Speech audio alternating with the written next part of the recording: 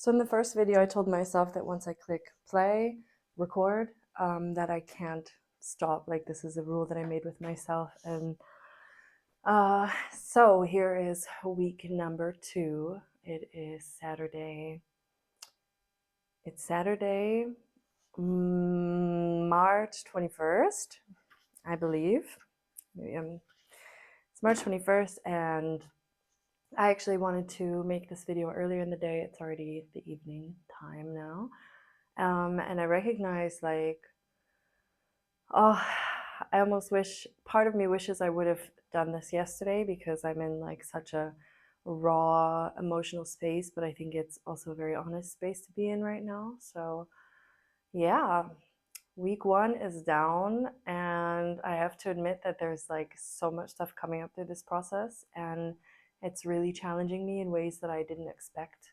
I think a week ago, my expectations were like, okay, so I have these activities, some of them are going to be a bit challenging, but for the most part, it's all going to be like inspiring me creatively and everything is going to be good. But the wild thing about week 1, let me get this book. The wild thing about week 1 is that it's all about, for me at least, it's been a lot of shadow work, which honestly I did not expect going in, but I know that actually Julia Cameron, she made it pretty clear. She made it pretty clear in the beginning that this was going to be like an emotional roller coaster. Just reading the introduction to just slow my breath down. I just came in from a book reading. Shout out to Marianne Kraft. Maybe I get her book too, actually. I just came from eine Lesung, a book reading of Weltenwechsel from Marianne Kraft, and I obviously haven't read it yet. I just got it from the book, from the reading, but I kind of ran in the door. The train was packed on the way home. It had just rained very heavily for a couple of hours, so now it's like the after rain. There's this after rain, stench on the train, and it was so packed, and people were drunk and like hanging from the.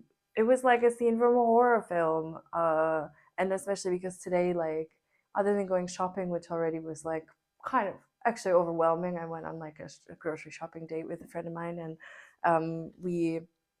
it was so overwhelming in the store. I have like 1,000 racing thoughts right now, and it's kind of hard to slow myself down and catch them all. And I definitely don't really feel on my game today, but I actually had a pretty good week. Okay, so now I've arrived. And my promise to myself before I started this video, and for any of the conversations with myself about, or check-ins with myself about where I am along this artist's way, along this journey, this 12-week journey. Wow, 12 weeks, so 11 more weeks and a lifetime after that. Was the point that I would stop the video only when I felt that I had said everything I needed to say. So I had my tea, and right, so the first week,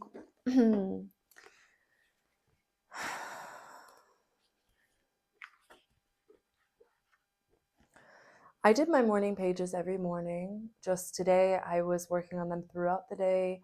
I didn't get up early. I didn't feel like writing. I wrote like a couple of sentences, and then just honestly, I had a hard time getting through them today. But otherwise, every other day was like, oh, I get to wake up and do my morning pages. And I was really looking forward to them every day.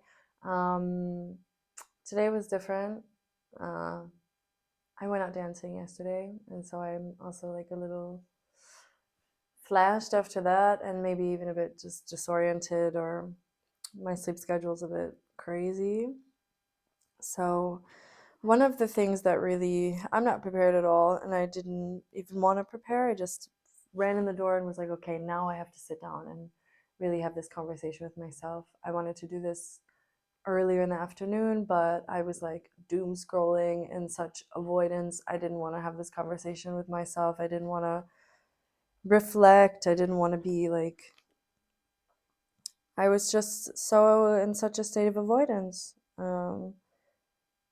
Yeah, I don't know how much I actually want to share about what I read in chapter 1, but the things that really stuck with me are obviously the positive affirmations. So like a lot of things, most of this chapter or this week really centers around identifying shadows, identifying barriers to creativity, identifying specific people, and make it personal in my life, in our lives, in everyone's lives, specific people in my life, specific chapters, experiences that have caused or create like negative self-beliefs or barriers and blockages to creativity and creative expression. And it's all about also tapping into like the inner artist, the child, the inner artist child within, and redefining some of those negative thought patterns and transforming them into something positive and supportive. And part of that is possible through affirmation. So my mornings have been like, get up, splash some water on my face, put on a tea, go sit at the table and write my morning pages, and then go to the bathroom.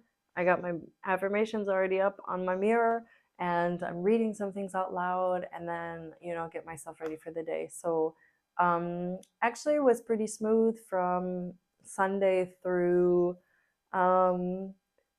yesterday. So like going through this practice every morning.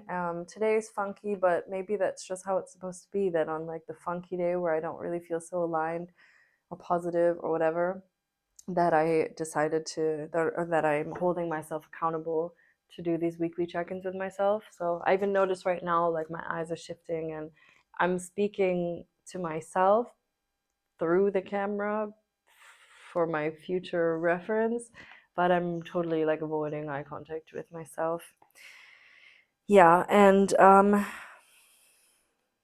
one of the cruxes of this chapter is just really like getting to the root of core negative beliefs, like I mentioned. And like on page 31, there's just a list of examples of commonly held negative beliefs, and I circled the 5 that really feel like they resonate with me.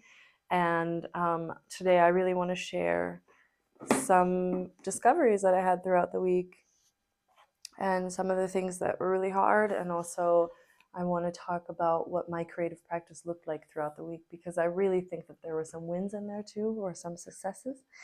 So the 6 negative beliefs that I circled about myself, which were already written here, were I will have to be alone.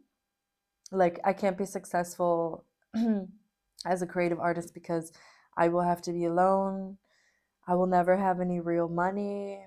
I will get self-destructive. I'll read the whole thing. And drink, drug, or sex myself to death. That sounds actually pretty intense, but yeah, I think that has a lot to do with this like kind of cliche rock and roll lifestyle and self-abandonment that comes with like being in the backstage space and all this, like all these myths around being an artist. I notice my voice is getting a little slower, a little calmer. Believing things like I will feel bad because I don't deserve to be successful. I will abandon my friends and family, and it's too late. If I haven't become a fully functioning artist yet, I never will. So I recognize that those are definitely negative beliefs that I have. And one of the sentences like that really stuck with me from this chapter is, it is quite possible to be an artist and financially successful. I recognize at this point about like some financial success and financial stability. Yeah, I think that's actually all from that. About financial stability, like it's such an ingrained negative belief in me. And the messed up thing is like I really had to sit down with myself and figure out, where is that belief coming from. I know that it has a lot to do with just like the way that I grew up, and I don't even know how much I'm comfortable sharing. I think I'm keeping myself from the potentials, like from reaching the potential of my creative expression, because I'm so afraid of judgment from others, when I share the deep and dark and like horrible things, even if they're filtered through this creative process and more poetic or more palatable, there's a real fear inside of myself of being that vulnerable. And for some reason, I know that that is something that's holding me back. Um, there's a song that I've written and it's called Shiver, and it's about my challenge when it comes to consuming substances like cannabis, and just my past also from like the time when I was 15, 16 onwards, having difficult and unhealthy relationship when it comes to different substances and such a weird word, substances, drugs, alcohol, weed, whatever. And it's always a hard song for me to perform on stage, but then I feel so relieved after I sing it, because it's like I'm healing that part of myself that still believes that I have to identify myself um, with addictive behaviors or unhealthy relationships to substances, because that's not actually who I am. And somehow it's like the thorn in my side that I've been somehow gifted with, or that's like those are the cards that I've been dealt and the choices that I've made. But it doesn't define who I am. And um, a lot of my sets are structured in a way that they tell the story, tell my story of going through darkness and hard times and then emerging into the light, and like I'm saved and everything's good now and I love God and all this. And like actually I have to really check myself for two things. Like when I'm performing, when I'm staying in that darkness too long, is there something going on over here? No. Okay. I heard a weird sound. I think maybe it was some resonance or something from one of the instruments. Uh, it is.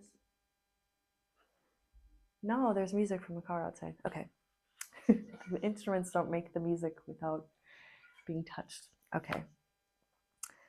So, right, the two things. Uh, so sometimes when I stay too long in that darkness while I'm performing or practicing, then it really pulls me back into that place, those spaces, and it's dangerous for me to be there too long. The point of healing for me is transforming and recognizing and like working through those things, but not staying in that, not sitting it in for too long. And the other part is like, I've forgotten the second point I was going to say. Maybe it'll come back to me. Okay. So I shared some of the negative thoughts from the book that like Julia gave as examples, but some of the negative thoughts or blurts or negative things that I say or believe about myself that I recognized through this process of like doing the morning pages, going through the week, looking at all of this like uncomfortable stuff that was coming up throughout the week was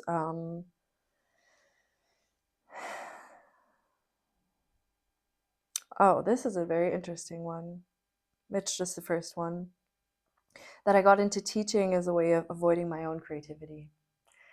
I mentioned in the reflection last week that I felt so proud of being a teacher, and defining myself by my value by that profession for the past 3 years. And I recognized that I had been teaching, or I had identified myself so much with being in the role of the teacher, the mentor, the person guiding other young creatives, young beings on their creative journey, that I was putting my own creativity kind of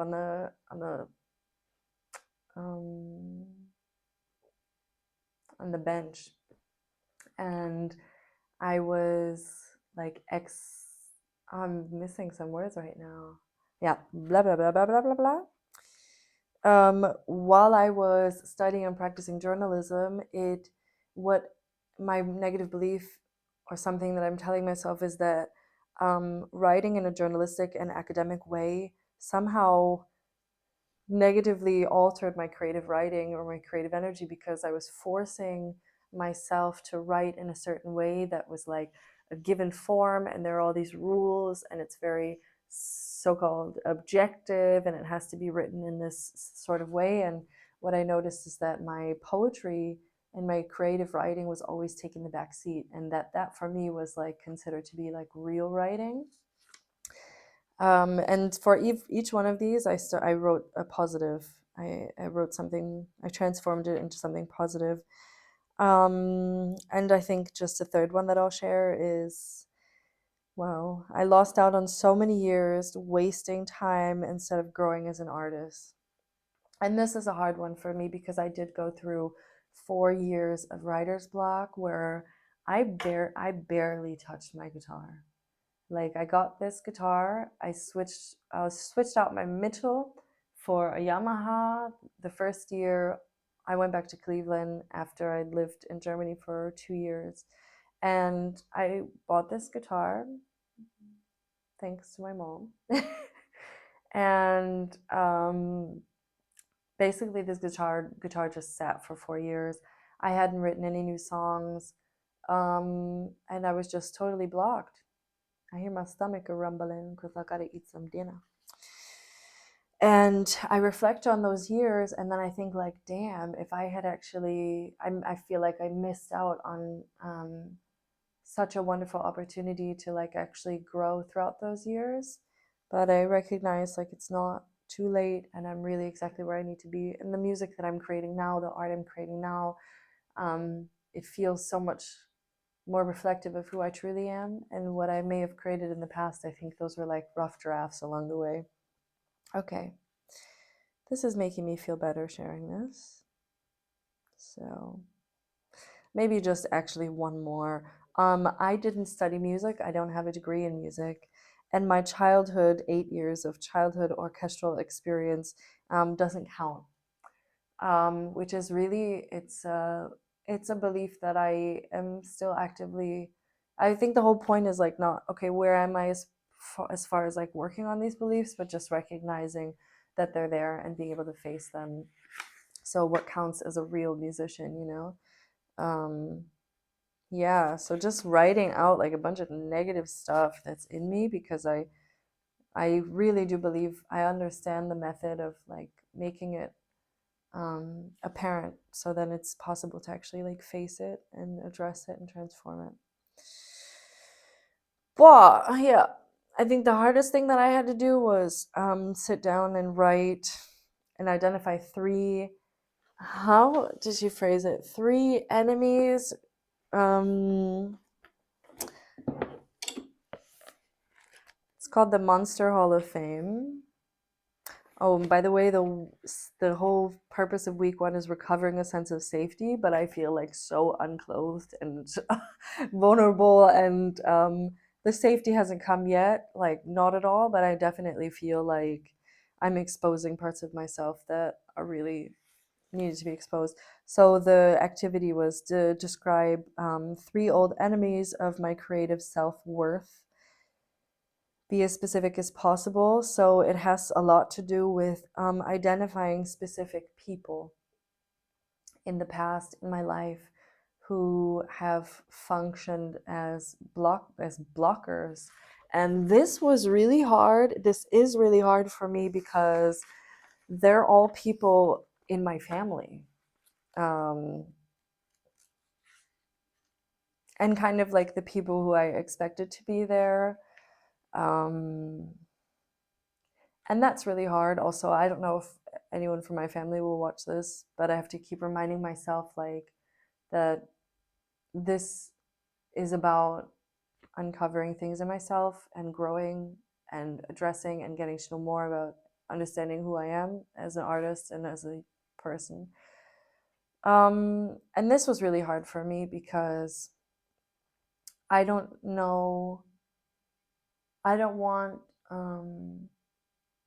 identifying these 3 folks as like negative influences at the level of like having contact and interacting with these people, these members of my family, these relatives, like interacting with them makes me like hate the artist in me.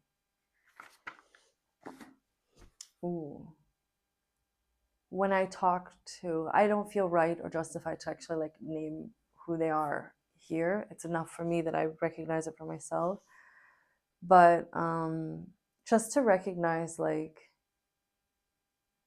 I don't want it to mean because I recognize who they are and understand what being in relation with them does to how I view myself as an artist, and how hard it is for me to also put up barriers and deflect or like not integrate the things that they believe about art and the things that they've said which or done which have led to me also like that's a pretty strong thing to say, that interacting and talking to those folks about my art, like it makes me hate the artist within me. Like that feels kind of like a breakthrough, but I just don't know what to do with it, because it can't be the answer to like cut off contact with all of them, obviously, or at least with one it's been a solution. But I don't want it to have to mean that I'm like, I don't want to have such a thick skin that I'm no longer who I am and I'm not like this sensitive feeling being anymore. But on the other end, I want to be able to advocate for myself enough that to the extent that I am clearly able to say like, this isn't healthy for me, you have no say here, and it's actually yeah, to learn how to also stand up for myself. I'm gonna check if it's still recording. It is. I didn't look at the time this time though. Yeah, I don't really know what to do with that, but I'll figure it out, I guess. And this is just a point where I want to give my mom a really big shout out because I recognize. So the other activity just was to write 3 champions, so 3 folks in your life basically who have advocated for you or nurtured the creative being in me. And I feel so thankful to have been raised by a mother and to have such a good relationship with my mom now that basically no matter what I do, she's like, I'm proud of you, keep doing, figure it out, you'll be fine. And even now this shift from teaching to fully focusing on my health and fully focusing on my art, she's like, you know, at the risk of living a life that's unfulfilling, where I would be asking myself, what if at the end of the road, I should go for it. So it is definitely helpful to have folks in my corner. Okay. Yeah, and the other activity that I chose was just writing alternative lives to lead. I had 5 different, I could have written 5, but I ended up writing, let's say 10, 11 different lives that I could lead. And the one that stands out to me the most is a farmer, being a farmer. Okay. Yeah. Honestly, I don't even know what else I have to say. Right, I wanted to focus on some of the. I feel like I'm just doing this because I obligated myself to do it, and yeah, I'm just not really in the mood, but um, I'm doing it, so I guess that's a good thing. And this might even be a side that like a lot of people don't actually see from me, but it's not for them; it's for me. So then in the back of my mind, it's like, then why are you putting this on YouTube? But I have to remind myself the whole point is documentation and making a kind of time capsule for the future. Okay, I want to end by the wins. I want to talk about the wins for this week. So, one really big win for me is that I was playing music every single day. And that already feels like a big thing, because sometimes I know it has to do with the fact that I have a concert tomorrow. So I know that when I have a performance coming up, I'm more dedicated when it comes to my practicing. And if I have routine, like, and blah, blah, blah, blah, blah. And also when I have studio sessions, then even there I'm a little bit less regimented, but definitely a concert, a performance, a gig is always something that's motivating me, because I want to show up prepared. And I've learned throughout all of the maybe over 100 or 150 gigs that I've played, maybe more, I don't know, maybe even 200. I've played a lot of shows. And what I've learned from those gigs and from that collective experience is that being prepared is like always a good thing. So not just writing a set list, but figuring out, I'm going off on a tangent here now. The point was, I've been playing music every day. I've been touching my guitars. I've been going off on different tangents, not just playing the songs, and also like rewriting the lyrics, figuring out the nuances of the song. There are two songs where I've crafted like new melodies and changed the structure as well. Not only have I been focusing on like a song-based practice routine, I've also been experimenting more with my guitar, so jamming with myself, and the same with the keyboard. So the keyboard is mostly covered. I just got this keyboard about a month ago, maybe 6 weeks ago, and I've been jamming with myself on the keyboard, even if it was just like 2 times. That's more than not touching it for a couple of weeks. So those are good things. And yeah, just I feel like my understanding of song structure through these wonderful studio sessions that I have with Mia Gara, the things that I've been learning about how to structure a song well, is definitely influencing now the way that I'm reproducing